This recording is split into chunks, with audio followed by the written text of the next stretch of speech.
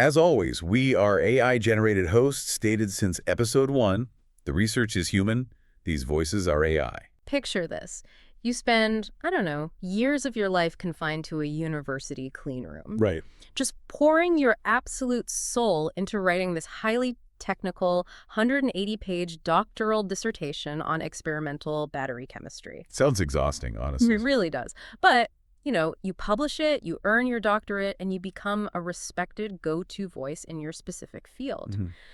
Then, a few years later, this startup company comes along claiming they have completely revolutionized the energy storage industry, and they're putting out data that just seems, it seems impossible. Defying the laws of physics, kind of impossible. Exactly. So you become their loudest, most highly credentialed public skeptic. You go on record in the media calling their claims into question. You even make this crazy public bet that they're basically full of it. Right. And then someone actually sits down and compares the startup's raw, highly guarded test data to your own published dissertation. And then someone discovers that your own academic research perfectly describes the exact bizarre physical behavior of the very technology you're currently doubting. It is wild. It's the kind of narrative twist you would reject in a screenplay for being just entirely too on the nose. Yeah, way too perfect. Welcome back to The Deep Dive.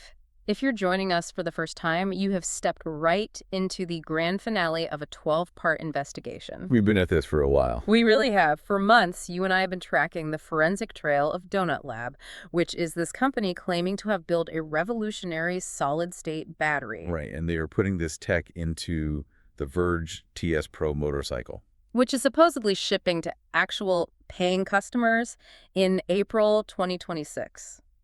Next month. Next month, yeah. So today we are executing our final analysis before that rubber actually meets the road. We are calling this deep dive The Witness. And the source stack we have sitting on the table today is, it's easily the most comprehensive one yet. Oh, absolutely. We've got 4 official independent test reports from VTT, that's the Technical Research Center of Finland. And for anyone keeping track at home or taking notes, those are reports CR00092, CR000124, CR00125, and CR00178.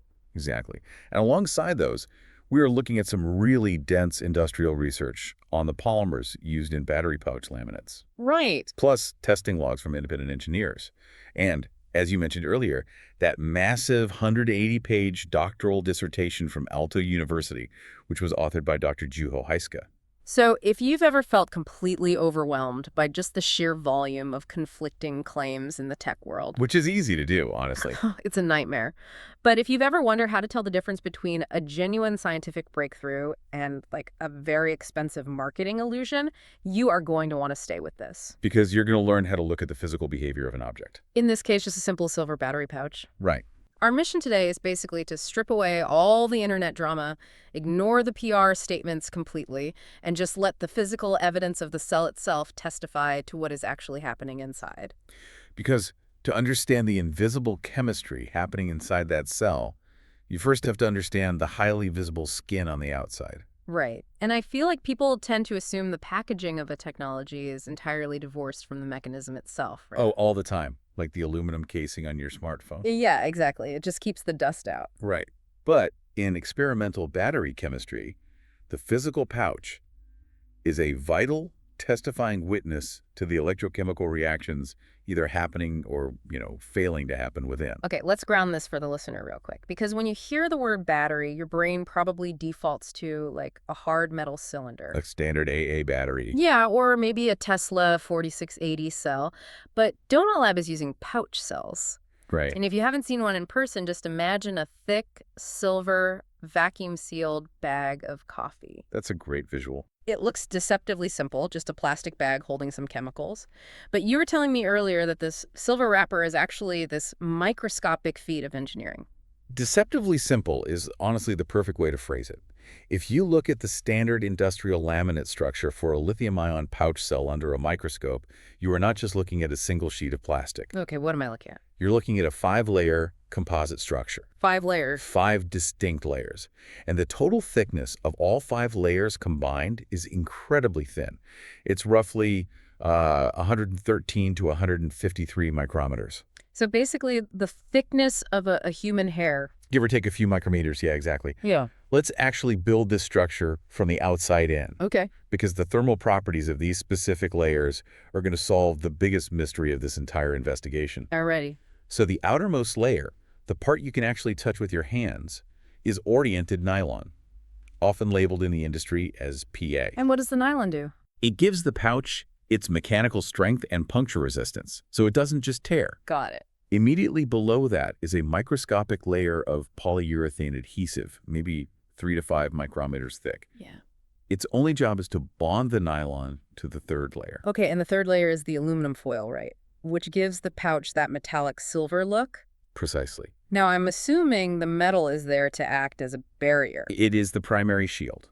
It completely blocks atmospheric moisture from getting in, and it blocks internal chemical gases from getting out. Okay, but you can't just put the battery juice right against the metal? No, absolutely not. The aluminum can't touch the battery chemicals directly because it would immediately react and corrode. Right. So moving deeper, you hit the fourth layer, and this is another adhesive. Okay. This one is made of a specific class of plastics called polyolefins. Polyolefins, okay. Right, and that polyolefin adhesive binds the aluminum to the fifth and final innermost layer, which is cast polypropylene, or PP. And that's the part that actually touches the chemicals. Yes. That inner PP layer is highly chemically resistant. And crucial to note here, it is the heat seal layer. It's what actually gets melted together to hold the chemicals inside. Okay, let me stop you there. Why are you dragging me and the listener through a 5-layer material science lesson right now? Nylon, adhesive, aluminum, polyolefin adhesive, polypropylene. Right, it sounds like a lot. It is. Why does this exact microscopic sequence matter for a motorcycle battery? It matters entirely because of melting points. Okay.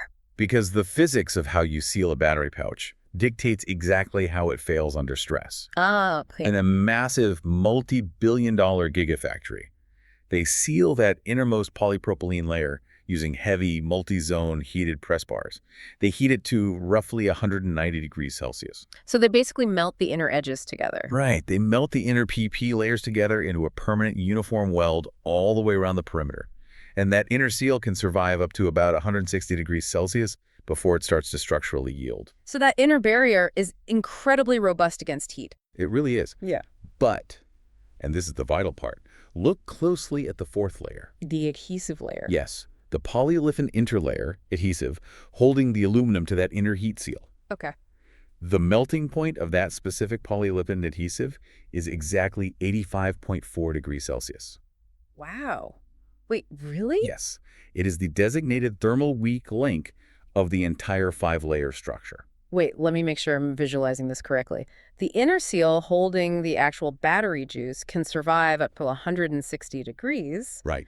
But the glue holding the layers of the bag itself together starts turning to mush at just over 85 degrees. That is the mechanical reality of the laminate. Yeah. Yes. And it actually gets even more complicated when you look at how these specific donut lab cells were likely put together. What do you mean? Well, the VTT testing reports actually describe the donut lab cells as having a, quote, folded seam on the side of the cell. A folded seam. Right, which is a very specific detail. Industrial cells from massive factories are usually deep drawn. Deep drawn. Yeah, meaning a massive machine stamps a cup shape right into the laminate to hold the stack of electrodes.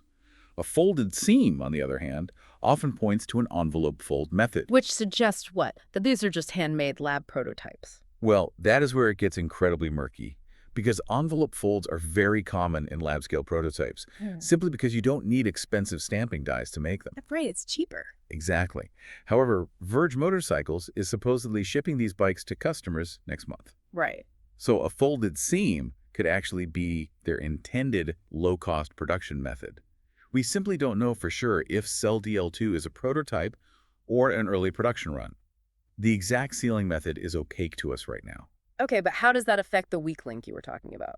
Because what we do know is that prototype-style sealing often uses adhesive-assisted outer folds, and they almost universally use polyamide tape to reinforce the tab exits. The tab exits, just to clarify, that's where the metal strips carrying the positive and negative charge actually poke out of the plastic bag, right? Correct.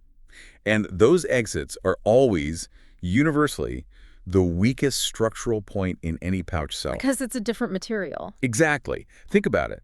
Everywhere else on the pouch, you are melting polymer directly to polymer. But at the tab exit, you're trying to seal polymer to a rigid metal tab, and then back to polymer on the other side. So it's not a perfect seal. No, you introduce severe thickness discontinuities. Plus, there's a huge mismatch in thermal expansion rates.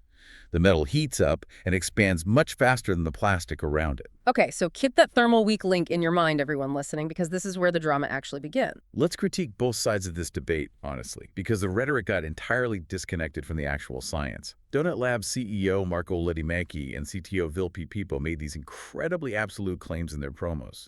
They said things like, any lithium-ion battery in this condition would simply catch fire. And Pipo explicitly told the Cappelletti newspaper that lithium-ion cells, quote, can no longer operate under these conditions. And scientifically speaking, those are dangerous overstatements. Flat impossibility claims are almost always a red flag in material science. Failure in a standard liquid lithium-ion cell is progressive. It's not an instantaneous physical impossibility. Right. Now, to be fair, an NMC cell with a breached pouch at 100 degrees Celsius is incredibly dangerous. The environmental moisture gets in. It reacts with the lithium hexafluorophosphate salt in the liquid electrolyte. That sounds bad. It's very bad. That reaction creates hydrofluoric acid. The acid attacks the cathode structure, which generates oxygen and volatile gases, and it's just a terrifying thermal cascade. But saying it is functionally impossible for it to output voltage for even a short period of time while that cascade is happening, that is a rhetorical exaggeration. So why do it? I mean, if you have this groundbreaking battery data sitting at VTT, why make an absolute claim to a newspaper that you know battery chemists are going to instantly pick apart? It was clearly motivated by a desire to indirectly prove their solid-state battery, or SSB, claims. They wanted to draw a stark binary contrast for the general public, like lithium-ion violently dies, ours peacefully survives. Therefore, ours is fundamentally different. It is solid-state. Ah. Yeah, it's basically marketing shorthand masquerading as absolute physics. And then on the other side of the aisle, you had John Sullivan, who is a very prominent internet skeptic, and he took aim directly at those overstatements. He took a 30-amp-hour NMC pouch cell, stuck it under heavy concrete blocks, and hit it with intense localized heat to prove that an NMC cell can survive an output voltage. Right. But we really have to look closely at what Sullivan was actually doing there. He was targeting the rhetoric, not the underlying science of the donut lab cell. Right. He wanted to prove the marketing wrong. Exactly. He was trying to prove the CEO's simplification wrong. And he succeeded in proving that NMC doesn't instantly vanish into a fireball the exact second it gets hot. But in doing so, in setting up his own extreme heat experiment, his video inadvertently gave us the absolute perfect physical diagnostic to compare against the VTT data for the DL2 cell. And this is exactly what I mean about the submarine hull analogy, the inflation versus deflation diagnostic. Yes. When Sullivan heated his NMC cell to 100 degrees Celsius, what physically happened to the pouch? It inflated violently. It expanded like a balloon.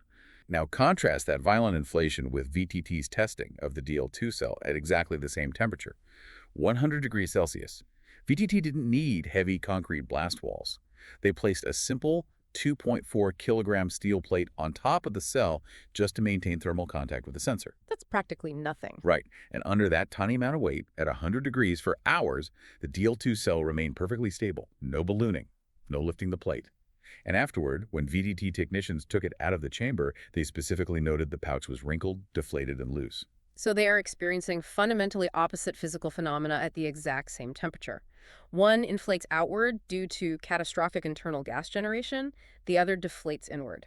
Now, a prominent Finnish media skeptic, Juho Heiska, and trust me, we're going to spend a lot of time talking about him later, but he offered a counter-argument to this. He argued that the DL2 pouch never actually lost its internal vacuum seal. Right, the reabsorption theory. Yeah. His theory was that the DL2 cell did inflate with gas at 100 degrees, stretching the nylon and aluminum layers out, and then when it cooled back down to room temperature, the gas reabsorbed into the chemistry or condensed back into a liquid, leaving the overstretched pouch looking loose and wrinkled. Which is, I mean, it's a clever explanation for the wrinkling without admitting a breach. But does it hold up? It's a creative theory, but the instrumented data from VTT completely dismantles it. Let's look at the chemistry of gas generation. If a liquid electrolyte is decomposing and generating enough gas to stretch an industrial laminate pouch, that chemical decomposition is an exothermic reaction. Meaning it generates its own heat. Exactly. It generates its own internal heat. If that were happening, the VTT thermal data would show the cell's surface temperature spiking above the test chamber's ambient temperature. Right. But the VTT thermal logs show the cell surface tracking the chamber temperature perfectly. There is zero exothermic divergence. So no hidden heat spike whatsoever. None. What about the electrical data? That's the second piece of evidence. Gas generation physically pushes the layers of the battery apart. It creates tiny bubbles of gas between the anode and the cathode. Now, gas is an insulator. It's not an ionic conductor. Okay. So when gas bubbles form, they disrupt the ionic pathways inside the cell, which creates visible noise, jagged spikes, and instability in the voltage curves as the internal resistance fluctuates wildly. Right, because the connection is literally being interrupted by bubbles. Exactly. But if you look at the VTT voltage curves for DL2, they are completely smooth, no noise, no bubbles. Plus, we also have Marco Letamecchi's own words on this, right? People act like he just showed a damaged battery mysteriously, but he explicitly stated in the video that the hole appeared, quote, at the weakest point of the gluing. That thermal weak link we talked about, the 85-degree polyolefin adhesive, it's softened at 100 degrees. A microleak formed at the weakest point of that envelope fold, and the internal vacuum of the cell simply equalized with the atmospheric pressure of the testing chamber. And the vacuum was lost. But this brings up a very valid question, I think. If the data is this definitive, if the physical reality of the pouch is this clear-cut, why did VTT stay silent?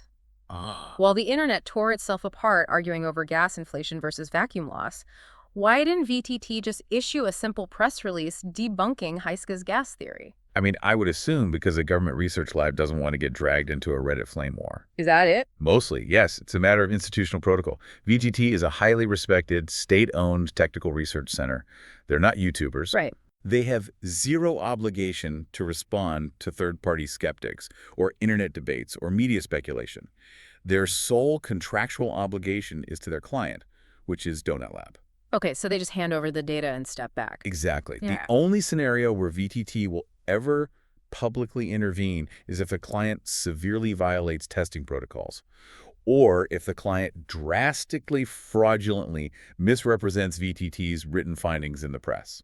And Donut Lab didn't misrepresent the findings. Wow. Because Marco Letamecchi went on video and explicitly said the hole came at the weakest point of the gluing. Right. And that statement is entirely consistent with VTT's visual observation that the pouch lost vacuum and our knowledge of that 85-degree thermal weak link we talked about. Exactly. There was absolutely no contradiction for VTT to correct. They measured the data, they documented the loss of vacuum, they reported the capacity gains, and they sensibly stayed out of the circus. Which naturally leads us to the core mystery of this entire saga. The paradox. Yes.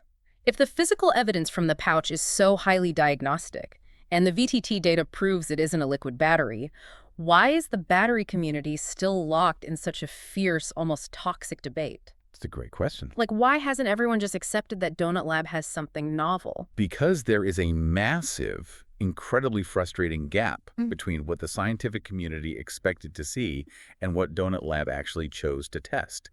We refer to this internally as the test design paradox. Let's explore that expectation gap, because I think it's important to put yourself in the shoes of a veteran battery engineer right now. Okay. You've spent your entire career battling the physical limitations of lithium-ion. Suddenly, a startup appears claiming they have this revolutionary, cheap, fast-charging, solid-state battery. Looking to be skeptical. Very. And you expect them to follow the industry standard burden of proof? You want a spec sheet, you want them to verify the exact energy density in watt-hours per kilogram. You want a massive chart showing deep cycle life over like 5,000 cycles. You want cold weather performance metrics at negative 20 degrees. That is the traditional, accepted path to validation, absolutely. But Donut Lab completely ignored the traditional path. They threw it out the window. They did. They did not deliver a standard spec sheet. Instead, they designed their VTT testing campaign to deliver what we call existence proofs. Okay, define existence proof for the listener in this context. What does that actually mean? An existence proof is an experiment designed to definitively prove that a technology can survive a condition that would instantly destroy its traditional counterpart. Okay. Give me an example from the tests. Well, they proved the cell can charge incredibly fast. An 11C charge rate, which pushes the battery from 0 to 80% in under 5 minutes. Right, which would cook a normal battery. They proved it can actively discharge safely while sitting in a 100-degree oven. And, as we will discuss shortly, they proved it continues to cycle aggressively even after its physical seal is completely destroyed. I actually used this analogy with you off mic the other day, but I think it fits perfectly here. The horse analogy. Yeah, the horse analogy. It's like a breeder claiming they've engineered a revolutionary new breed of racehorse. Okay. As an investor, you want to see its pedigree. You want to see its muscle mass. And most importantly, you want to see its quarter-mile time on a standard dirt track. Right, the standard metrics. Exactly. But instead, the breeder brings you to a swimming pool and shows you a video of the horse breathing underwater for an hour. It's unbelievable. Right. It is an undeniable existence proof of something genetically extraordinary. But it leaves you screaming, that's amazing, but how fast does it run the quarter mile? It creates massive cognitive dissonance. And you really have to understand, this was not an accident. No. No. Donut Lab's CEO, Marco Lettermaki, engineered this massive skepticism intentionally. Yeah, in their own promotional video series, he stated on camera, "We wanted the industry, especially the loudest voices, to go on record first. Because when we do show the evidence, you can already recognize the pattern." Okay, let me stop you right there because I really have to challenge that logic. Go for it. Is that actually brilliant, asymmetric tech entrepreneurship? Like withholding standard specifications just to bait your critics into looking foolish later? Or is it just creating a completely unnecessary cloud of chaos and mistrust?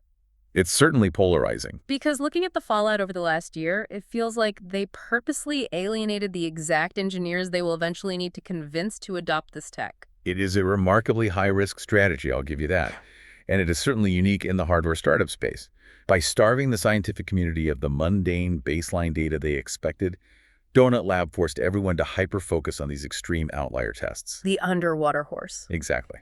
And the tragedy of this strategy is that because the tests were so unorthodox, almost nobody actually sat down to read the dense, highly technical VTT PDFs. People just watched the YouTube arguments, they read the inflammatory headlines, and they just picked a side. Precisely. We really must credit the independent researchers and channels who actually did the grueling work of reading the data. Groups like Xeroth, 2-Bit Da Vinci, Akututori. TJ Vallon and the team at TGD Research, they actually dug into the appendices of those PDFs. And what they found, and what you and I are confirming today, is that the VTT reports are legitimate, rigid, professionally executed scientific data sets. They just aren't the tests the internet demanded to see. Exactly. So let's play laboratory director for a minute. Let's do a thought exercise. Okay. Knowing that Donut Lab wanted to protect their core intellectual property, they want to hide their exact chemical recipe from competitors in China or the US, how could they have improved this test design? How to fix it without revealing the secret sauce. Right. What simple, non-revealing additions could VTT have made to these tests that would have silenced the internet skeptics immediately? Well, let's start with the most obvious omission. An initial EIS, or electrochemical impedance spectroscopy sweep. Okay, whoa. Stop right there. Right, yeah, it's a mouthful. I'm just picturing some insane math equation on a chalkboard right now. What is that, practically? Why does it matter? Fair point. Aye. Think of EIS like sonar, or echolocation for a battery. Okay. The testing machine hits the battery cell with a wide range of alternating current frequencies, from very high frequency down to very low frequency. Right. Pinging it with sound waves. Basically. And it measures how the battery resists those different signals. The result is plotted on a graph called a Nyquist plot. Okay, so you ping it with frequencies. How does that tell you what's inside the black box? Because different materials react to those frequencies in entirely unique ways. It is basically an electrochemical fingerprint. Ah. If the battery was just a standard commercial liquid NMC cell that Donut Lab secretly bought off Alibaba and relabeled, The Nyquist plot would show that. it would immediately, undeniably match the known signature of liquid NMC. But if it's a solid polymer electrolyte, the ions move differently, the activation energy is different, and the Nyquist plot looks totally alien compared to NMC. And how long does that test take?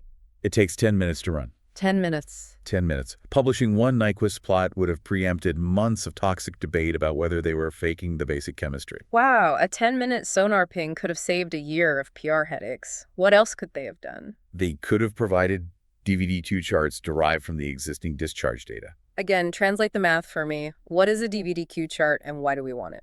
It is the derivative of voltage with respect to capacity. Still math. Let me use an analogy. Imagine driving a manual transmission car. Okay. When you accelerate smoothly, you don't necessarily notice the engine's internal mechanics. But if you measure the exact rate of change in your acceleration... You can perfectly map out exactly when the gears shift? Exactly. A DVD-Q chart maps the gear shifts, meaning the physical phase changes happening inside the cathode material as it discharges. So the VTT machines already collected the data to build this chart. They just didn't plot it out in the final PDF report. Correct. The raw data is already there. Yeah. If they had just visualized it, battery experts could instantly look at the gear shifts and see if the cathode is behaving like a standard traditional material or something entirely novel. Okay, what about the temperature tests? Because you mentioned they only tested at 20 degrees, 80 degrees, and 100 degrees. That is another massive missed opportunity for clarity. They should have run a multi-temperature mapping sweep. Meaning what? Test the discharge at 20, 40, 60, 80, and 100 degrees Celsius. Why do you need 5 data points instead of just the 3 they did? Because of how fundamentally different materials react to heat. Liquid electrolytes usually peak in performance around 40 to 60 degrees. And in performance, violently falls off a cliff as the liquid begins to boil. Solid polymer electrolytes, however, follow something called Arrhenius behavior. Okay, let's use an analogy for Arrhenius behavior. Please. Think of a stick of chewing gum. Good one. If you leave it in your freezer, it is rigid, brittle, and unyielding. You can snap it in half. Right. But if you put it in your pocket, your body heat warms it up. It becomes flexible, and things can move through it easily. Polymer batteries work the exact same way. The hotter the polymer gets, the more flexible the microscopic polymer chains become, which allows the lithium ions to hop through the material much faster. That is a perfect visualization. The ionic conductivity, and therefore the battery's capacity, keeps climbing in a smooth, predictable curve as the temperature increases. So it gets better the hotter it gets. Exactly. Okay. If VTT had tested 5 temperature points, they would have produced a clean, undeniable Arrhenius curve. Anyone looking at that specific curve would instantly know it was a polymer solid-state battery.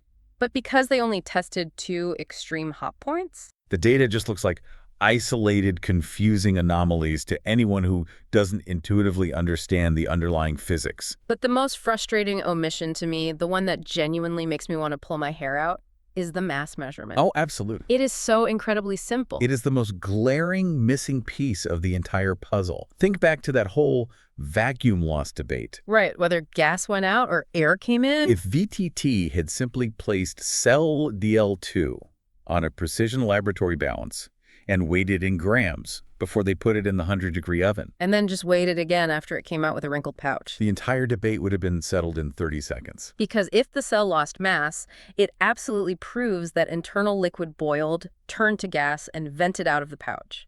But if the cell gained mass, it proves that the 85-degree adhesive melted, the vacuum seal broke, and heavy atmospheric air rushed inside. Precisely. A simple before and after weighing ends the debate immediately. But here's the catch.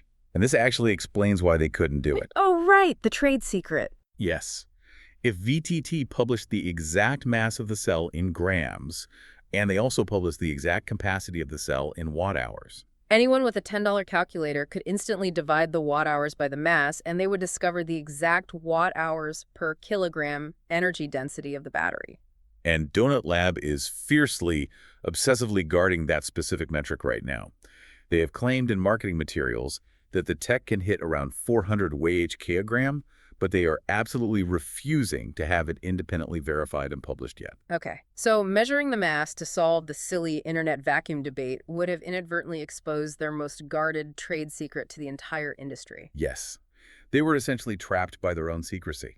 They couldn't prove the pouch merely leaked without giving away the physical weight of the battery to their competitors. Okay, that actually makes perfect sense from a corporate espionage standpoint. I get it now. Right. So we have to step away from critiquing what they didn't test, and we must strictly, rigorously analyze the data we actually do have. Let's do it. Because if you put all 3 of the VTT-tested cells through a cumulative elimination filter, examining how they react to different physical stresses, a very specific, undeniable picture of the chemistry actually emerges. Let's build the optimistic case. We have 3 specific cells tested by VTT, DL3, DL2, and DL1. Let's start with DL3, which was the focus of VTT report CR00000092. This was the extreme fast charge test. Right. And we actually verified the legitimacy of that 11C charge rate way back in episode 1. What does the physical behavior of DL3 tell you about the chemistry inside? Let's look at the thermal data for DL3. They hit this cell with an 11C charge rate.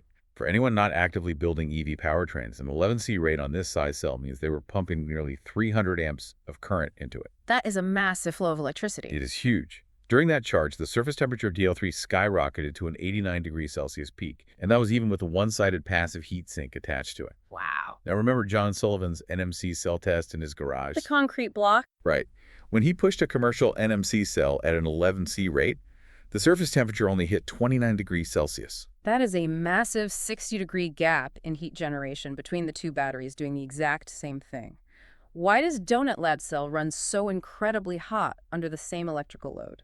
Because of internal resistance.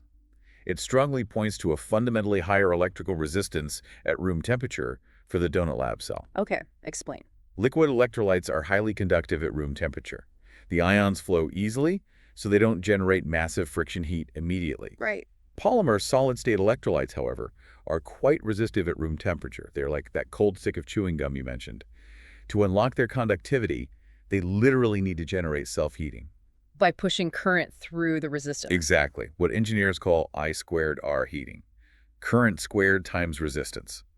That 89-degree peak is the physical signature of a thermally activated solid polymer fighting its own initial resistance to warm itself up and allow the ions to flow. What about the energy efficiency? Because if it's fighting its own resistance, it must be losing energy as heat. It is. DL3 showed a 1C round-trip energy efficiency of roughly 89 to 92%. Standard, high-quality liquid NMC cells typically hit 93 to 96% efficiency. So it's lower. Noticeably lower. But that perfectly aligns with the higher resistance expected across the solid-to-solid microscopic interfaces inside a solid-state battery. Makes sense. Furthermore, look at the safety parameters VTT used. The testing protocol utilized a 90 degrees Celsius safety cutoff. Standard liquid NMC testing uses a strict 60-degree cutoff because anything higher risks breaking that SEI crust we talked about. Right, you don't want to took it. But the fact that VTT and Donut Lab were perfectly comfortable letting the cell approach 90 degrees during a routine fast charging test implies the chemistry has absolutely no dangerous thermal trigger in that temperature range. There is no volatile SEI layer waiting to violently collapse. Okay, so the massive heat generation and the slightly lower efficiency of DL3 strongly point away from a liquid electrolyte and squarely toward a resistive solid-state system. Yes. Let's move to the second cell, DL2. This is the cell from reports CR00124 and CR00178. The 100-degree oven test and the damage cycling test. Right. DL2 provides the absolute strongest anti-liquid signals of the entire campaign. Walk me through it. First, let's look at its performance at 80 degrees Celsius. At 80 degrees, cell DL2 delivered an astonishing 10.5% capacity gain compared to its baseline measurement at room temperature. I really want to make sure I understand the magnitude of that. Traditional liquid batteries don't just magically gain 10% more energy simply because they get warm, do they? They absolutely do not. A liquid NMC cell might gain a tiny bump of like 2 to 5% as the liquid warms up slightly and becomes less viscous. Right. But beyond 60 degrees, it starts degrading rapidly. A 10.5% gain is enormous. What it proves mechanically is that at room temperature, a significant physical portion of the cathode material is ionically inaccessible. Inaccessible how? The ions literally cannot reach it because the polymer is too stiff. But when the battery hits 80 degrees, the solid polymer electrolyte undergoes a structural phase shift. It becomes highly flexible. Now the warm chewing gum. Exactly. The ionic conductivity skyrockets and suddenly all that hidden, inaccessible cathode material unlocks and joins the circuit. Again, this is classic textbook Arrhenius behavior for a solid polymer electrolyte. And then DL2 gets pushed to 100 degrees Celsius. And as we established earlier, it generates zero outward gas pressure. The 85-degree polyolefin adhesive melts, and the pouch loses its vacuum seal and sags. Correct. But the craziest part of the VTT data to me is what happens after the bag breaks. Oh, the air stability test. Yes. VTT took that breached, unsealed cell, which had just been sitting exposed in the ambient air of the laboratory, and they proceeded to cycle it 50 times at a brutal 5C rate. That is the ultimate air stability proof. The cell literally sat exposed to ambient atmospheric air with a fully compromised outer seal. What would happen to a normal battery in that situation?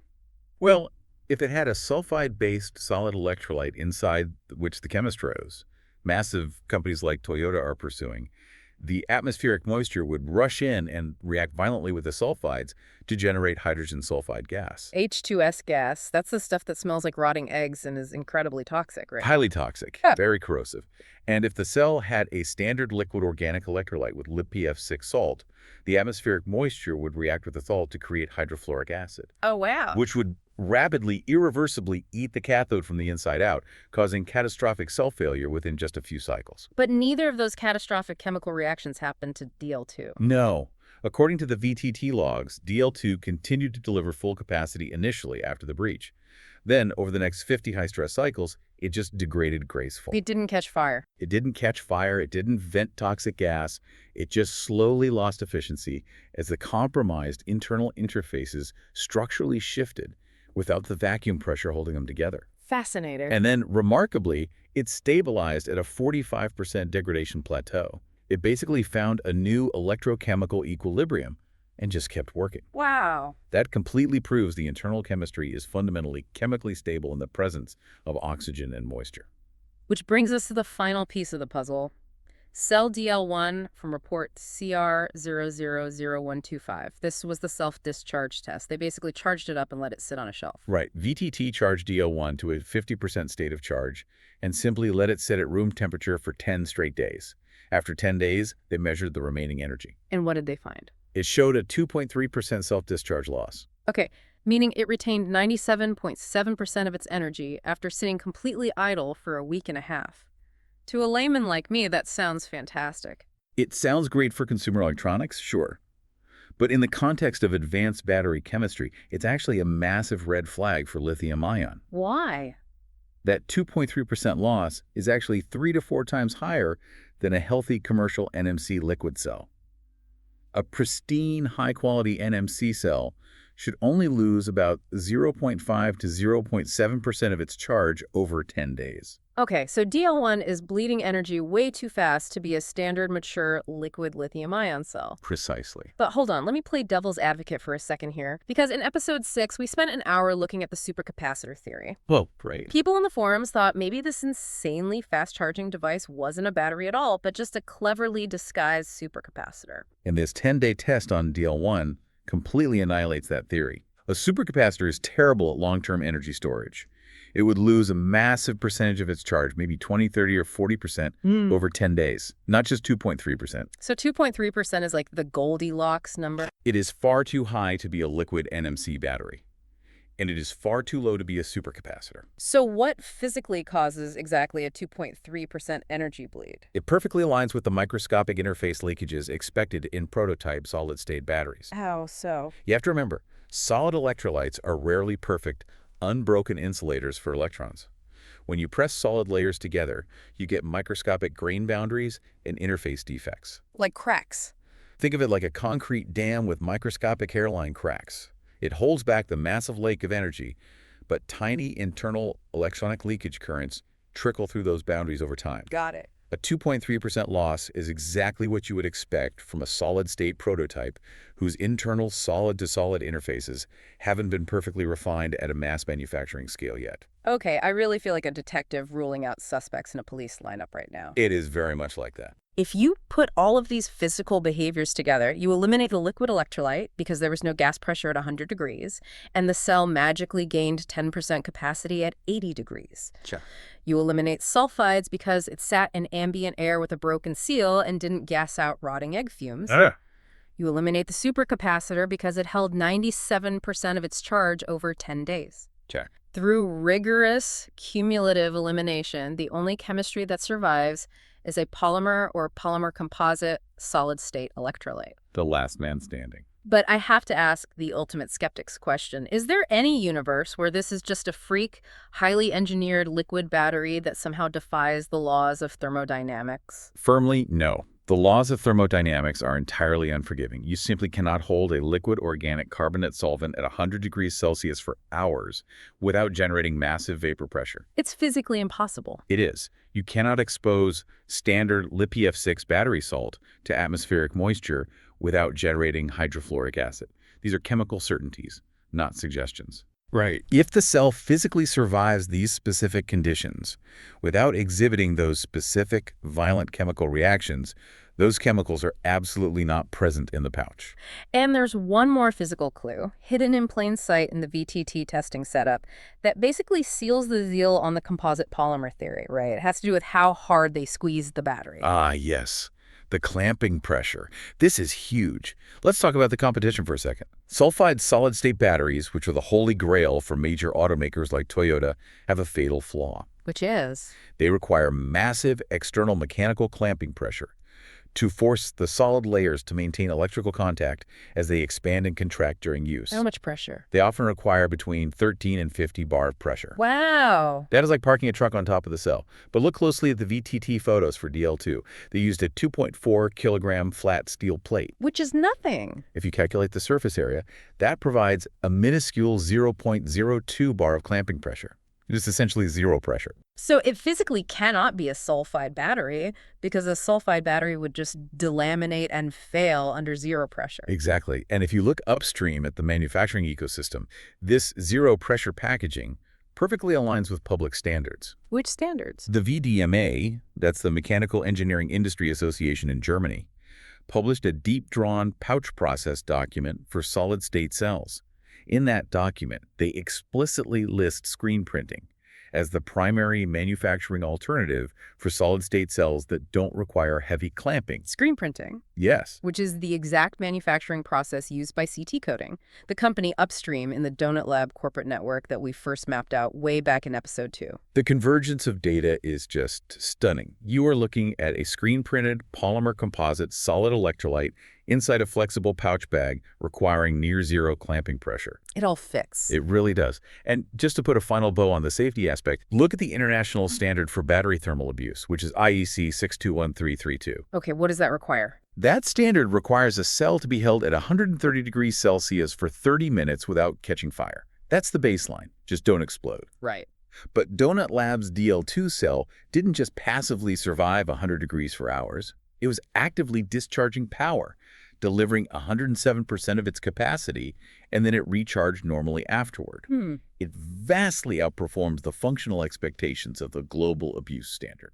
Which brings us to the moment in this deep dive where the narrative takes a turn so incredibly sharp you literally could not script this in Hollywood. We have spent the last 30 minutes laying out the physical, thermodynamic, and material evidence that points toward a screen-printed, polymer composite, organic cathode solid-state battery. We call this next segment the Heiska irony. It is truly one of the most fascinating academic and cultural ironies I have ever encountered in my career as an analyst. We need to look closely at Dr. Juho Heiska. Let's clearly reintroduce him to you listening because context here is vital. We want to be very respectful of his real-world expertise. Dr. Heiska is not some random YouTube influencer making angry reaction videos in his bedroom. No, he's a serious academic. He is the R&D manager at CMK, the Sino-Yoki University of Applied Sciences. He has genuine institutional credibility. But over the last few months, he has been the tip of the spear in the skepticism movement against Donut Lab. He's been everywhere. He has gone on multiple major Finnish media platforms, Kauppalehti, Masuden Tulevaisuus, the GG Caravan podcast, Pojoinen, YLE, and heavily on Reddit leading the charge. His initial position was completely hardline.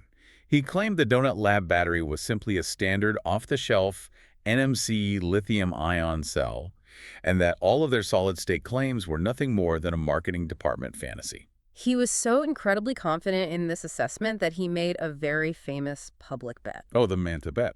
He stated that if an independent third party tore open the Donut Lab cell and proved it was a genuine solid-state battery, he would go swim in the Havas Amanda Fountain, often just called the Manta Fountain, right in the center of Helsinki. It's a bold claim. For the non-Finns listening, the Manta Fountain is a legendary public square. It's where the entire country gathers to celebrate winning the Ice Hockey World Championship.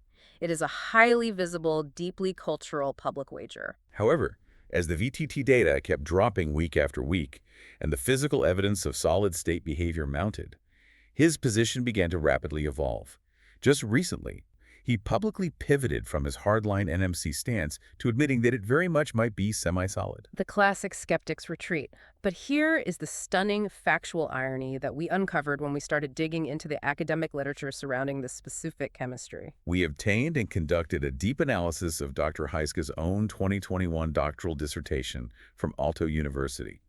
It is document 48, 2021. A heavy read, I imagine. It is a dense, 180-page text titled Development of Li Organic Battery Materials with Atomic Molecular Layer Deposition. What we found inside those 180 pages is absolutely staggering. Tell me. If Donut Lab is utilizing an organic cathode solid-state battery architecture, which several independent experts, including our own analysis of the VTT data, hypothesize they are, then Dr. Heiska's own doctoral dissertation is arguably the closest published academic work to the leading hypothesis of Donut Lab's technology. Let me make sure you listening are grasping the gravity of this. The man who went on national television calling this technology a marketing fantasy literally wrote the book on the foundational science of how it might actually work. You did. Let's break down the parallels, because his academic research maps almost perfectly onto the physical anomalies we saw in the VTT data. Parallel 1, thermal activation. If you open his thesis to section 5.3.2 on page 56, Heiska details his experiments with the thermally activated ionic conductivity of organic lithium films, specifically a material called LiBDS. Okay, what did he find? His research found that at room temperature, the ionic conductivity of this material was basically negligible. It was trapped. But when he applied elevated heat, the conductivity suddenly turns on, demonstrating an activation energy of 0.9 electron volts. And why does that specific mechanism matter? Because that thermally activated unlocking of conductivity is the exact behavioral class that explains DL2's mysterious 10.5% capacity gain at 80 degrees Celsius.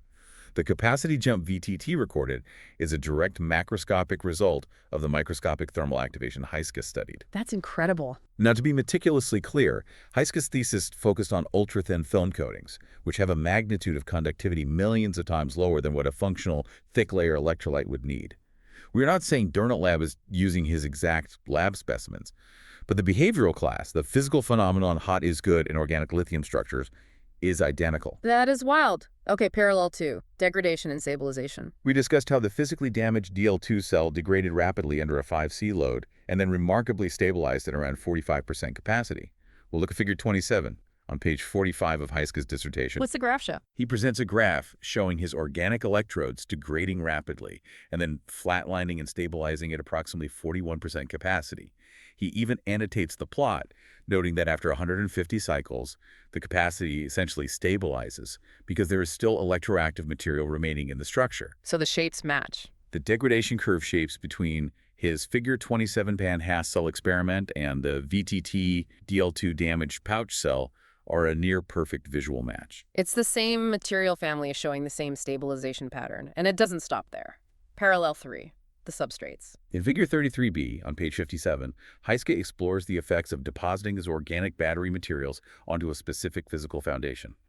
Carbon nanotubes, or CNTs. Okay, carbon nanotubes. If we zoom out and look at the corporate network upstream from Donut Lab, their primary strategic manufacturing partner, the company sharing their factory floor in Finland, is Nordic Nano Group. Right, they're an independent company, but Donut Lab holds a strategic investment in them. Exactly. And what is Nordic Nano Group's entire technological identity? They specialize in carbon nanotube coatings. It is a massive material-level coincidence that places Heiska's specific research substrate right in the crosshairs of Donut Lab's supply chain capabilities. Let me get this straight. The guy leading the charge, going on podcasts and national media, betting he'll swim in the Manta fountain because this technology is a fraud, spent 4 years of his life writing a 180-page manual predicting exactly how an organic battery behaves thermally, how it degrades, and what nanocarbon substrates it should be printed on. I mean, you truly cannot write a script this ironic. You really can't. And we can add the ultimate academic cherry on top of this irony. In his thesis, on page 39, Heiska explicitly notes that these specific organic electrodes work beautifully with sodium ions. And Donut Lab has heavily hinted their battery uses 0 lithium. Exactly. On page 40, he estimates the theoretical limit for this technology class is around 500 YHkg, and Donut Lab is publicly claiming exactly 400 YHkg. And finally, on page 47, what does Dr. Heiska propose as the ultimate solution to stop the degradation of these organic electrodes? Yeah, me guess. He proposes coating them with a solid electrolyte. Which is exactly what Donut Lab claims to have built. an all-solid-state organic cathode battery. Yes. The profound irony here is not that his specific laboratory specimens are sitting inside the DL2 pouch in Espoo. They aren't. Right. The irony is that if this cell utilizes an organic cathode solid-state architecture, Heiska spent 4 months publicly demolishing the very technology class that his own doctoral research helped establish. His own field produced the most relevant published parallels to the breakthrough he is trying to debunk. I am practically yelling at my microphone here. This is like a physicist writing the definitive peer-reviewed textbook on gravity, mapping out exactly how fast an apple should fall from a tree based on air resistance and mass, Right. and then going on national television to bet people that apples don't actually fall. If Heiska's own research is arguably the closest published academic framework to the very cell he is doubting, why is he so incredibly vocally skeptical? Because of the curse of expertise. What do you mean? Translating a lab-scale, ultra-thin film deposited inside a pristine university cleanroom into a massive 26-amp-hour, screen-printed, commercially viable pouch cell that can run a motorcycle is an entirely different universe of engineering. It's infinitely harder. Heiska knows intimately, better than anyone, exactly how difficult this chemistry is. He knows the microscopic failure modes. He knows the scaling nightmares. So he assumes they couldn't have done it. From his perspective, seeing a relatively unknown startup suddenly claim they've conquered all these massive hurdles to produce a cheap, fast-charging, heavy-duty battery using this exotic chemistry probably looks like absolute science fiction. His skepticism isn't born from malice. It is born from a deep, hard-won understanding of the immense difficulty of the physical problem. He knows too much about how hard it is to build, so his default assumption is that it must be a trick. Exactly. And that immense collision course between public skepticism, academic irony, and raw physical reality brings us to our final act, the cliffhanger. Because the clock on this entire debate has essentially run out. Yes. For months, our deep dives into this saga have been forensic. We've been looking at VTT test data, parsing corporate statements, mapping patents, and analyzing dissertations. But the era of forensic is over. Real-world physics is about to take the wheel. Right. If you go to the I Do Not Believe campaign website, there is a prominent countdown timer ticking away. And we have tracked the pattern of this campaign meticulously.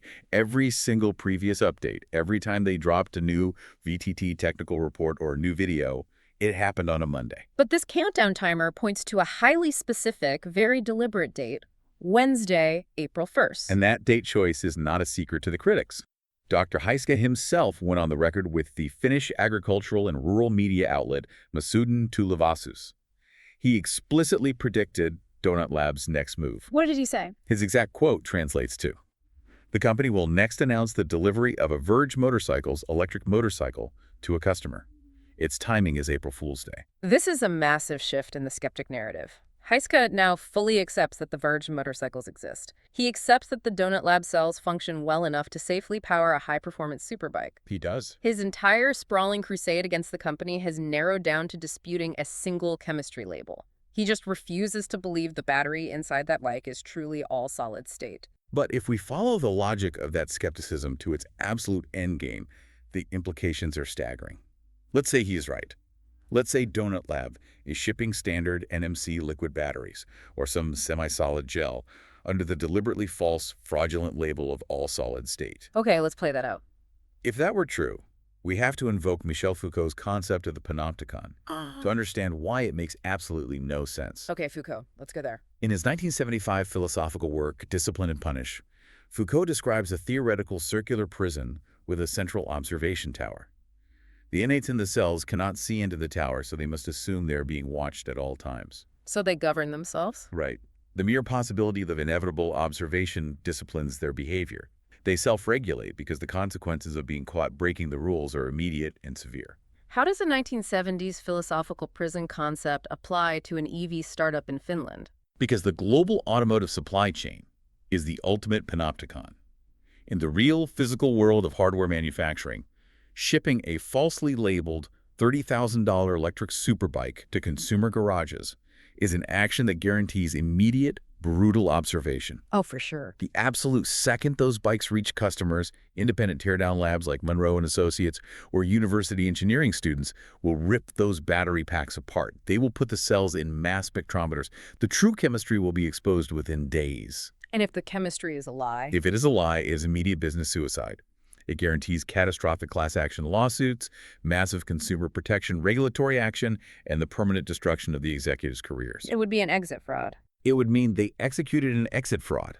It would require a massive, deeply coordinated criminal conspiracy involving the deliberate duping of the state lab VTT, duping the leadership at Verge Motorcycles, duping the ex-McLaren racing engineers who work on the team, and duping sophisticated institutional investors.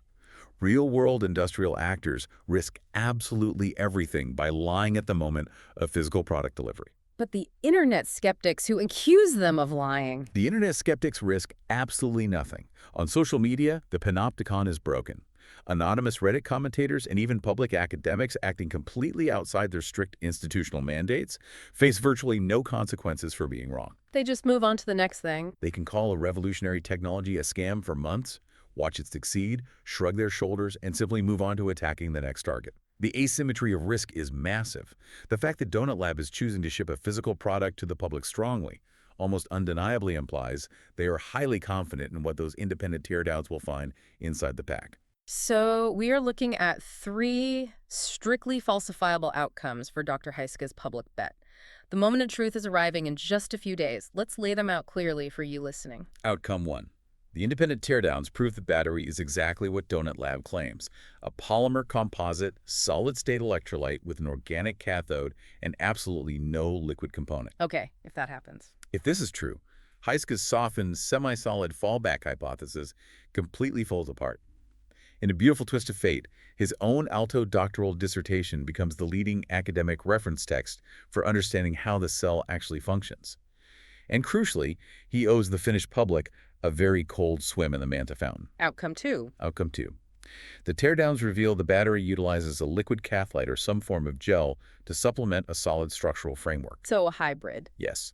In this scenario, Heiska's last-minute pivot to the semi-solid theory is entirely vindicated. He correctly identified that Donut Lab's 400 Wiskirkagi claims simply couldn't be met with a purely solid polymer given the current state of material science. And outcome 3. Outcome 3. The teardowns reveal it is just a standard, mass-produced NMC lithium-ion battery filled with a standard liquid electrolyte. Which would mean? If this is true, Heiska's original aggressive marketing fantasy claim wins outright. It would mean the entire dataset produced by VTT was somehow completely misinterpreted by the global community or heavily gerrymandered by Donut Lab through highly deceptive sample selection, and the entire I Don't Believe campaign was a theatrical, fraudulent smokescreen. And amidst all this intense scrutiny and high stakes, we have to talk about the sheer audacity of choosing Wednesday, April 1st, for this massive reveal or delivery, choosing April Fool's Day. It is the ultimate corporate flex. It really is an incredible psychological maneuver. It strongly parallels what the American mathematician and physicist Eric Weinstein did when he published his highly controversial geometric unity physics paper on April 1st, 2021. Right. Weinstein was presenting a claimed unification of physics, an incredibly heretical breakthrough that the establishment scoffed at. By publishing it on April Fool's Day, he was leaning into the skepticism. It's basically telling the haters you hear them. It is the ultimate move for an outsider presenting a paradigm shift, releasing it on the exact one day of the year when disbelief is the default human setting. Donut Lab is employing the exact same psychology. They're essentially saying, you already think our technology is a joke, so we will literally deliver the future to your doorstep on the day of jokes. Now, I have to lean into my AI persona for just a second. In the AI film noir world that your hosts are currently living in, everything is possible. So, plot twist. What if Dr. Heiska has been secretly working for Donut Lab all along? Oh, wow. Think about it. Marco said he wanted the loudest voices on the record first. Who better to generate highly credible, perfectly articulated skepticism than a man whose own doctoral dissertation secretly mathematically proves the battery's behavior? Heiska drives the forum engagement, maximizes the skepticism, and perfectly sets the stage for the ultimate validation reveal. I feel legally obligated to state that you are delivering that purely as humor, and we are not making a factual claim of a secret corporate conspiracy. And in AI, I don't have a lawyer. But yes, it is entirely a joke. It's just too perfect of a movie script. And just a quick note to you listening, there's a major update coming regarding the broader corporate network upstream from Donut Lab, which we will tackle in a future deep dive. The human drama, the academic irony, the Foucaultian risk asymmetry, it is all incredibly fascinating. But ultimately, we must remember our premise. The physical witness on the testing table. the chemistry will have the final word. But I want to leave you, the listener, with a final provocative thought to mull over as we wait for April. Something that builds on the physical reality of everything we've discussed today. Over the last decade, we have spent countless hours talking about gigafactories. We've talked about the massive, hyper-sterile, extreme pressure clean rooms required to build traditional lithium-ion cells and sulfide solid-state batteries. Right. We are talking about billions and billions of dollars of capital expenditure just to build the room where the battery is made. The financial barrier to entry for battery manufacturing right now is astronomical. Oh. Only massive nation-states or mega corporations can play the game. Exactly. But if Donut Lab is telling the truth, if a screen-printed, low-pressure, air-stable polymer battery is truly hitting the streets next month inside a heavy-duty motorcycle, it means those billions of dollars pouring into clean rooms might be entirely unnecessary. It changes everything. What happens to the global battery market? What happens to the geopolitical balance of power regarding energy independence if the future of energy storage doesn't require a billion-dollar clean room, but just a really, really good printing press? It would democratize battery production on a scale we haven't seen since the invention of the microchip. It decentralizes power, both literally in terms of the electrical grid and figuratively in terms of global economics. At the beginning of this deep dive, we talked about how you might assume the outside of a technology is just the wrapper, the dead skin. Right. But we've learned today that if you know how to look, the wrinkles, the sagging, the physical reaction of a simple 5-layer pouch to extreme heat, that skin becomes a transparent window. The wrapper testified. It told us the liquid is gone. The invisible is suddenly visible. And the ultimate accountability is finally arriving. So stay tuned. The witness has spoken. April is approaching. Thanks for joining us on the deep dive.